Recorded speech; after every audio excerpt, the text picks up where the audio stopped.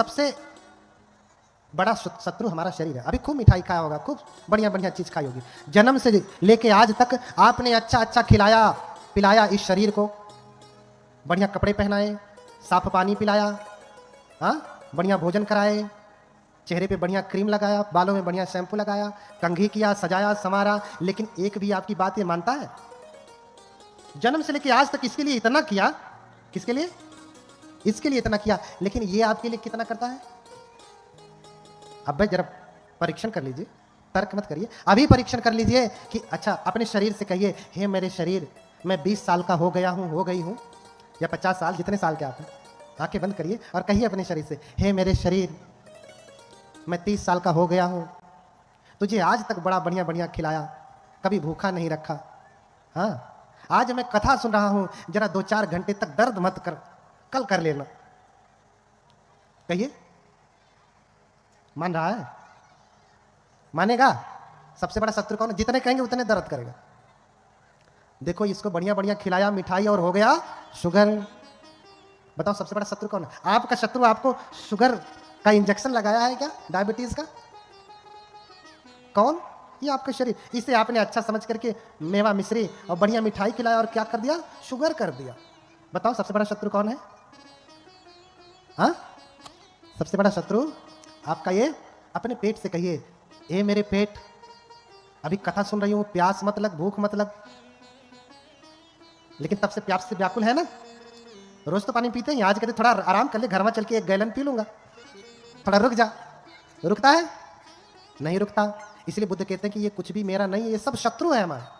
अगर ये मेरा होता तो कहते एवं में रूपं हो तू, एवं में वेदना हो तू, मेरा रूप ऐसा हो जाए। अपने चेहरे से जाके कहिए, आप लोग भी शीशा में देखिए, आपका चेहरा है तो कहिए, ऐ मेरे चेहरे, तो किसी हीरोइन जैसा हो जा, किसी हीरो जैसा हो जा। होता है? नहीं होगा। वो सब तो छोड़ दीजिए, कुछ बने ना बने, कम से कम उससे इतना कह दीजिए कि ऐ मेरे शरीर तू बूढ़ा मत हो। कुछ और नहीं कर सकता तो रुक तो सकता है ना। ऐ मेरे बाल तू सफेद मत हो, ऐ मेरे चेहरे तेरे ऊपर झुर्रियां ना पड़े। हो सकता है? नहीं हो सकता। इसलिए भगवान बुद्ध की शिक्षा बहुत आवश्यक है। अनित्य भाव को जानेंगे तभी आप सब धर्म में लगेंगे, क्योंकि सब अनित्य, सब बदलेगा, हम कुछ नहीं कर सकते। अरे बढ़िया ग्रीन टी पी लेने से भी 1 साल बढ़ गया, लेकिन अंततः फिर बूढ़े तो होना ही है ना, क्या करेंगे? तभी तो लगना ही है। तो जब लगना है तो अभी क्यों ना लग जाए, अभी क्यों ना प्रयास करें, अभी क्यों ना सब धर्म का काम करें, क्योंकि ये सब काम हमारे साथ जाने वाले नहीं, ये सब धन हमारे साथ जाने वाले नहीं है। तो देखिए, सुद्धोधन को पुत्र नहीं हो रहे, माता महामाया को पुत्र नहीं हो रहे, बड़ी मनौती मांगे, सब कुछ किए, लेकिन पुत्र नहीं हो रहा है।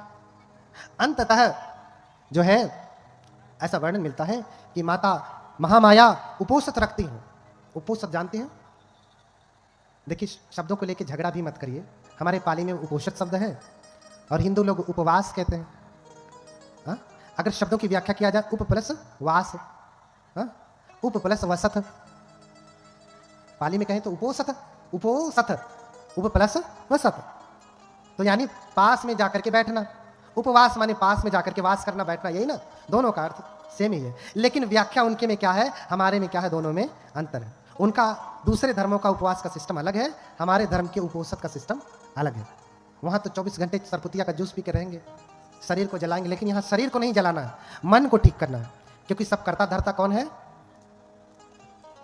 करता धरता कौन है? मन है कि ऊपर वाला?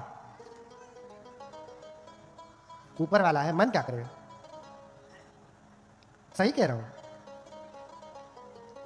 कौन है? कौन है? ऊपर वाला है, ऊपर वाला। करता धरता कौन है? ऊपर वाला। बोलिए भगवान बुद्ध की। इस शरीर के सबसे ऊपर कौन है? बहुत उधर आकाश में मत जाइए। कौन है? ऊपर वाला। ये जब ऊपर वाला गड़बड़ होता है तो एक्सीडेंट हो जाता है। पत्नी से झगड़ा करके गया, अब खिल ने लड़ा दिया गाड़ी। कौन गड़बड़ हुआ? कौन नाराज हुआ? ऊपर वाला नाराज है। ऊपर वाला नाराज है, अच्छा इससे शादी नहीं हुई तो अब मैं जीऊंगा नहीं, मर गया। कौन नाराज हुआ? भैया कहते हैं ऊपर वाला नाराज हुआ इसलिए ऐसा। ऊपर वाला तो नाराज हो रहा है, लेकिन वहां कहां देखते हैं? हाँ, कहां देखना है? इधर देखिए, उधर का छोड़िए, कहाँ देखिए, इधर देखिए। ऊपर वाला ठीक है तो सब कुछ ठीक होगा। सब कुछ ऊपर वाले के ऊपर निर्भर है, जो चाहे ऊपर वाला कराए। इसलिए भगवान ने कहा मनोपुबंगमा धम्मा मनोसेठा मनोमया। सारे धर्म सारे कार्य किसके अनुसार है? मन के अनुसार। मन यानी ये ऊपर वाला, इस ऊपर वाले के अनुसार है। जो चाहेंगे सो करेंगे, किसके अनुसार? मन के अनुसार। तो ऊपर वाला ठीक हुआ। माता महामाया और सुद्धोधन उपोषद का पालन करते हैं। आगे उपोषद बताऊंगा, उपोषद कब कब रखना है, कैसे रखना है, उसका लाभ क्या है। और ये वैज्ञानिक आप मानते हैं तो ये भी आप मान के चलिए कि उसका लाभ भी आपको मिलेगा 100%, है ना। ये नहीं कि ठीक से किया कि नहीं किया, कैसे नहीं, आप करेंगे तो उसका लाभ मिलेगा ही। अगर आपने पढ़ाई किया, परीक्षा दे रहे हैं तो रिजल्ट आना ही है, इसमें कुछ शंका की गुंजाइश नहीं। करेंगे तो होना ही है, फल मिलेगा। अब ये सुमेध बोधिसत्व अपने गर्भ का अवलोकन करते हैं कि किस गर्भ में जाऊं, कौन मेरी माता होगी। तो देखते हैं कि सुद्धोधन पिता होंगे और माता महामाया होंगी। इधर माता महामाया चूंकि उपोषित रखती थी तो इन्होंने उपोषित रखा और कहते हैं कि पूर्णिमा के दिन में दान किया जाता है। माता महामाया उपोषित रखती हैं और मुक्त हस्त से दान करती हैं। क्या करती हैं? दान करती हैं। राज दरबार में बैठ करके जिसके पास भोजन नहीं था उससे भोजन दिया, जिसके पास वस्त्र नहीं थे उन्हें वस्त्र दिया, जिन्हें धन की आवश्यकता थी उन्हें धन दिया, जिन्हें आवास की आवश्यकता थी आवास बनवाने का आदेश दिया, आवास बना। जिन्हें जो जो चाहिए था उन्हें वो दिया। और जब धन दे रही हैं तो गिन नहीं रही हैं, हाँ? धन दे रही हैं तो गिनती नहीं है कि 10 रुपए दे रही हूं कि 20 रुपए कि 100 कि 1000 कि लाख, ना। पात्र में है, हाथ लगाया, जितना आ गया दे दिया। आप दान करते हैं तो क्या करते हैं? पहले ही से फिक्स करके आएंगे, ऊपर वाले जेबा में रख के चल रहे हैं, इतना देंगे। और कभी कभी गलती से अगर प्री प्लान नहीं रहा, आ गया अचानक से और दान देना पड़ गया, तो अंगुली डाल के जेबे में से वही 10 रुपए वाली निकले, 50 वाली निकले। अरे भैया तुम बाहर में निकाल के जितना देना हो दे दो, क्या उसमें घबरा रहे हो इतना? नहीं देना तो मत दो, कोई आपसे जबरदस्ती तो वसूल नहीं करा। लेकिन मन, ये ऊपर वाला कैसा है आपका? हाँ, देते समय त्याग की भावना होनी चाहिए। दान क्या है? त्याग है। परित्याग लक्षणा दान पारमी। भले प्रकार के त्याग की भावना ही दान है। आपने वस्तु दे दिया, मन पकड़ा, अरे 1000 दे दिया, रहा होता तो लड़के का फीस दे दिया होता, बर्बाद हो गया। मन से पकड़ा है, धन चला गया, मन पकड़ा है। इसलिए कहा कि परित्याग, भली प्रकार से त्याग करना है। हाथ से ही नहीं त्यागना है, मन से भी त्याग। जब दे दिया तो दे दिया, और नहीं देना चाह रहे तो भैया रखो, इतना घबराओ मत। जब मन बन जाए तब देना। हाँ, कभी कभी कुछ बनते लोग भी होते हैं, अरे भैया लाओ यहाँ करो वहाँ। कोई सर मुंडवाने से, वस्त्र पहनने से कोई श्रमण नहीं होता, कोई भिक्षु नहीं होता। न मुंडके न समणो अभ्यतो आलिकं भणं इच्छा लोभ समापन्नो समणो किम भविष्यति। हाँ, सर मुंडवाने से कोई बनते नहीं होता, भिक्षु नहीं होता। जिसके भीतर इच्छा है, लोभ है, लालच है, क्या वो बनते होगा? ना। बनते कौन? संसारे भयं इक्खतीति बनते भिक्षु। जो संसार में भय देखता है, बार बार जन्म मरण के चक्र में भय देखता है, ये सांसारिक चीजों में भय देखता है। सांसारिक चीज क्या है? लालच, लोभ, संग्रह, इसमें भय देखता है, वो भिक्षु है, अन्यथा भिक्षु नहीं। सर मुंडवाने से कोई भिक्षु नहीं होगा, समझ रहे ना? इसलिए उसको कोई ज्ञान भी नहीं प्राप्त होने वाला। कबीरदास भी इसी बात को बार बार कहते हो, मूड मुड़ाए हर मिले तो सब कोई ले ही मुड़ाए। कपड़ा पहनने से, सर मुड़ाने से कोई भंते हो जाए और उसे बुद्धत्व प्राप्त हो जाए, निर्वाण हो जाए, तो हर कोई नहीं मुड़ा लेगा। मूड मुड़ाए हरि मिले तो सब कोई ले ही मुड़ाए। और बार बार के मुड़ते भेड़ न बैकुंठ जाए। अच्छा, भेड़ का तो बार बार मुंडन होता है ना, बैकुंठ गया, स्वर्ग गया? नहीं। भेड़ बैकुंठ जाती है? नहीं। तो सर मुड़वाने से, ऐसा पहन लेने से कोई भिक्षु नहीं होता। तो भैया जितना देना है उतना दीजिए। भंते लोगों की गड़बड़ी है, उनके गुरु का पता नहीं, किसी का कुछ पता नहीं, शिक्षा दीक्षा का पता नहीं, सील विनय का पता नहीं, तो वो मांगने आ जाते हैं। मांगने वाला कोई भिक्षु नहीं होता है, मांगने वाला कोई भिक्षु नहीं होता। न सो भिक्षु होती यावता भिक्षते पर। मांगने से, भिक्षा मांगने से कोई भिक्षु होता है? कतई नहीं हो सकता। इसलिए हम अपने प्रसंग पे आते हैं। समय रहा तो और व्याख्या होगी। बोलिए भगवान बुद्ध की हाँ, तो उपोषित रखी, उपोषित का पालन किया, दान दिया। और फिर ये बोधिसत्व जब विलोकन करते हैं तो देखते हैं यही मेरी माया है, मेरी माता है, इसी के गर्भ में मुझे जाना है। तो दान आदि कृत्य करके ऐसा वर्णन मिलता है कि जब वो अपने सैया पे जाती हैं, बिस्तरे पे सोने के लिए जाती हैं, उसी रात वो स्वप्न देखती हैं, स्वप्न देखती हैं कि आप गर्भ में आ गए। कौन? सिद्धार्थ। उधर सुमेध से देवतागण निवेदन कर रहे हैं, उधर देवतागण निवेदन कर रहे हैं हाथ जोड़ करके, कतंजलि ही देवे ही याचितो द्विपतुत्तमो संबोधायम तुहियं कालंति आदिना। हाथ जोड़ करके निवेदन करते हैं कि हे देव, आपके बुद्धत्व का समय आ गया, अर्थात आप जन्म ग्रहण करें। थोड़ा सा इको कम कर दो इसका, इको थोड़ा कम, आवाज साफ नहीं आ रही, हल्का सा इको कम। आपके जन्म लेने का समय आ गया, अब आप जन्म लें। और इधर माता महामाया सोई हैं, सपने देख रही हैं। और देवताओं ने जब निवेदन किया तो निवेदन स्वीकार किया। माता महामाया स्वप्न देख रही हैं। क्या स्वप्न देख रही हैं? कि वो सोई हैं और उनकी सैया को चातुम महाराजी के देवता हिमवंत प्रदेश में उठा ले गए। अब स्वयं भगवान बुद्ध और उनका धम्म आप पढ़िए, बाबा साहब द्वारा लिखित। वो सोई हैं और उनकी सैया को चातु महाराजी के देवता हिमालय पे उठा ले गए। हिमवंत प्रदेश अर्थात हिमालय में ले गए। और फिर देवताओं की जो स्त्रियां होती हैं वो आती हैं, माता को लेकर के जाती हैं, स्नान कराती हैं, सुंदर वस्त्र पहनाती हैं और फिर सैया पे ला करके लिटा देती हैं। और फिर क्या देखती हैं कि माता महामाया लेटी हैं सैया पे और एक सफेद हाथी अपने सुंड में सफेद जो है कमल का फूल लेकर के सामने प्रकट होते हैं, आते हैं और माता महामाया की 3 बार परिक्रमा करके दाहिने तरफ से माता महामाया की कुक्षी में प्रवेश करते हैं। कुक्षी विशंतम गजवती माया देव्या विलोके कुलम नमामि। हाँ, क्या देख रही हैं? सैया पे लेटी हैं, सपने में देख रही हैं कि देवियों ने स्नान कराया, बिस्तरे पे लिटाया, लेटी हैं, सफेद हाथी आया सफेद पुष्प लेकर के, 3 बार परिक्रमा करके दाहिने तरफ से गर्भ में प्रवेश हो रहा है। कौन?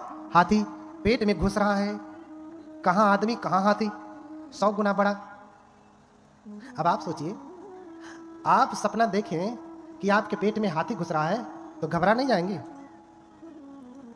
माता महामाया भी देख रही कि अरे हाथी पुष्प लेके आ रहा है। माता महामाया घबरा गई और घबरा गई तो निद्रा टूट गई, फिर जग गई। अरे ये सपना था, सपना। कुछ लोग आरोप लगाते हैं कि अरे ये बौद्ध लोग कहते हैं कि हाथी जो है पुष्प लेकर के गर्भ में आया और माता महामाया के पेट में घुस गया। ये सपना था, सपना। सच में ऐसा नहीं हुआ। जैसे ही हाथी घुसता है निद्रा खुल जाती है और फिर उठ करके घबरा जाती हैं, पसीने पसीने हो जाती हैं। अपने स्वामी से सुबह बताती हैं कि स्वामी मैंने ऐसा ऐसा सपना देखा। तो राजा सुद्धोधन स्वप्न के जानकारों को बुलाते हैं। 108 स्वप्न के जानने वाले विद्वान ब्राह्मणों को बुलाते हैं, जो केतु निघंटु शास्त्र को जानने वाले, लक्षण विद्या को जानने वाले, सामुद्रिक विद्या को जानने वाले, उनको बुलाते हैं और उनको बढ़िया बढ़िया भोजन कराते हैं और थाल भर भर करके दान देते हैं। 108 ज्ञानी ज्योतिषियों को बुला करके भोजन कराया, दान दिया और फिर हाथ जोड़ करके निवेदन किया कि इसमें से जो योग्य 8 ब्राह्मण हैं वो रुकें, वो स्वप्न की व्याख्या करें। बाकी 100 लोग जाएं, 100 लोग रह के क्या करेंगे? व्याख्या तो 8 लोग ज्ञानी लोग कर लेंगे। तो 100 लोग चले जाते हैं, 8 लोग रुकते हैं। तो उसमें उन 8 नामों में रामो धजो लखनो चापिमंती भोजो कौंडन्यो भोजो सुयामो सुदत्तो, ये कौन थे? एते 8 अहेश ब्राह्मणा। उस समय यही 8 ज्योतिष को जानने वाले ब्राह्मण थे जो स्वप्न की व्याख्या कर सकते थे। रामो धजो लखन मंती कौंडन्य भोज सुयाम सुदत्त, ये 8 ब्राह्मण। और इन सब में सबसे छोटे हैं कौंडिन्य, कौंडन्यो। कौंडिन्य सबसे छोटे हैं। सभी ब्राह्मणों ने, 7 ब्राह्मणों ने हाथ उठा करके कहा कि इनके जीवन में 2 घटनाएं हो सकती, दोनों में से एक होंगी। हाँ, राजा भवि चक्रवर्ती बुद्धोऽथ लोकोत्तमः। क्या कहा कि हे राजन, अगर ये बड़े हुए, अगर गृहस्थी के जीवन में रहे तो क्या होंगे ये राजा। क्यों? क्योंकि आपकी मां जो है पत्नी ने जो स्वप्न देखा है वो बेटे के जन्म का स्वप्न, अर्थात आपकी माता गर्भवती हो चुकी हैं। क्या हो चुकी है? गर्भवती हो चुकी हैं। इसलिए उन्होंने सपना देखा, अगर ये बच्चा जन्म लिया, घर में रहा, गृहस्थी के जीवन में रहा तो चक्रवर्ती राजा होगा, और अगर घर छोड़ा तो बुद्धो अथ लोकोत्तम, इस लोक का सबसे उत्तम पुरुष क्या होगा? बुद्ध होगा। या तो बुद्ध या फिर चक्रवर्ती राजा, दोनों में से एक ही हो सकते हैं, दूसरे नहीं। ना खो राजा द्वे वे गतियों, दो गति नहीं है, एक ही गति, या तो राजा या फिर बुद्ध। ये दो बातें कहते हैं। लेकिन कौंडिन्य जो सबसे छोटे हैं वो कहते हैं कि राजन, मैं दो बातें नहीं कहूंगा, एक ही बातें कहूंगा। क्यों? क्योंकि आपने कभी कभी देखा होगा भगवान बुद्ध को यहाँ पे बिंदी बना देते हैं ना, बिंदी। अगर आपने श्रीलंकन मूर्ति देखा होगा, प्रतिमा देखा होगा, श्रीलंकन बुद्ध, तो वहां ऐसे घुमा करके ऐसे ओडिमा रहती है ना, आपने देखा होगा ऐसे घुमा करके। उसको क्या कहते हैं?